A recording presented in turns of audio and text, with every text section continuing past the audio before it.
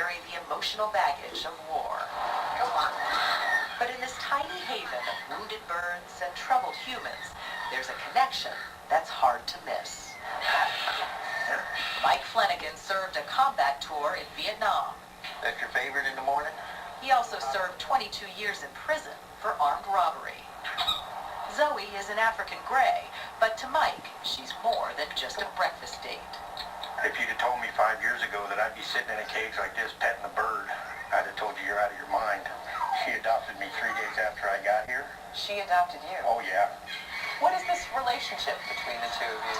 I think she immediately saw something in me that I needed, you know? She makes me feel like I'm important to her.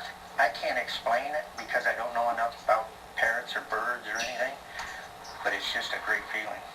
It's called Serenity Park. Zoe and 36 other birds are part of an animal therapy program that pairs them with vets suffering from PTSD. The veterans say that somehow the parrots can connect with them in a way that no human therapist ever could. That's my girl. How do you feel when you come to this place? This is like coming back to home for me. It's like Lily Love is a former Coast Guard rescue swimmer who lost nearly all of her buddies in a chopper crash. Here's my boy. You went up?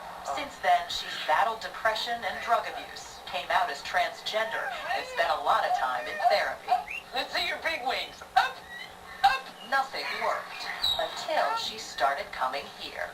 up. I like these birds better than people, to tell you the truth. But you joke about that, but you get along pretty well with people, and that's because of the birds, you think, in part? Definitely. They taught me patience. They taught me trust. They taught me all about how you can be happy and playful even in the midst of pain. You still have the pain? I'll probably never leave, but it's okay. So, tell me about these guys. So this is an amazing story. This place was all her idea. Psychologist Lauren Lindner used to take veterans she was working with to another parrot sanctuary she ran north of LA and was surprised at how well parrots and vets got along. And all of a sudden I'd see this transformation come over them. They'd be holding the birds in their arms and calling them sweet terms. And I hadn't seen that in the group therapy I'd been doing with them. So 10 years ago, Lindner got the VA Medical Center to give her enough land to set up a few bird cages. And with a budget based solely on donations, Serenity Park was born. There's no hard scientific evidence to explain why parrots seem to help people suffering from PTSD. The thinking is that the traumatized birds and the traumatized vets share a common bond that somehow seems to soothe their souls. Hi, cutie. Hello. Hello. Hello. Let me just ask you, what would you say to people who say, oh, come on, this sounds so hippy-dippy, parrots and veterans, they can relate? Do you have a dog?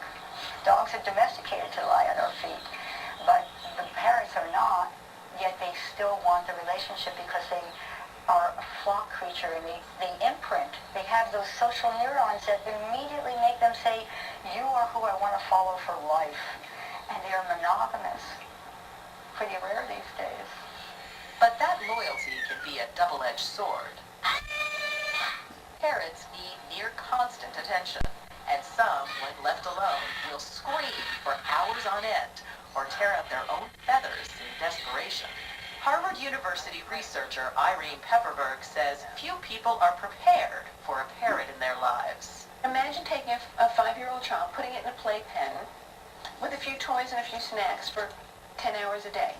Doesn't work that way. Good girl. What's more, a parrot can be a lifetime commitment. Because they live forever. I mean, I won't say forever, but 40, 50 years is very common. As a result, parrots can outlive their original owners, and those that do are often abused or discarded. Most of the Serenity Park birds went through hell at some point in their lives, just like the people who now care for them. There is an unspoken communication between one sentient being that has suffered trauma and another. And you feel that. And you feel that. Hi! Serenity Park operations manager Matt Simmons is a former Navy man whose job it was to keep track of bomb damage and body counts.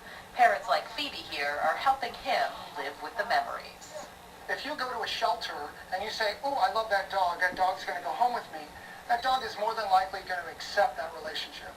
But with a parrot who can fly, lives in a huge aviary, has no other reason to be with you other than self-selection. When they select you, it's unique. It's special.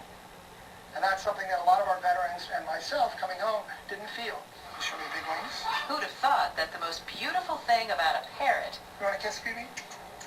is its heart?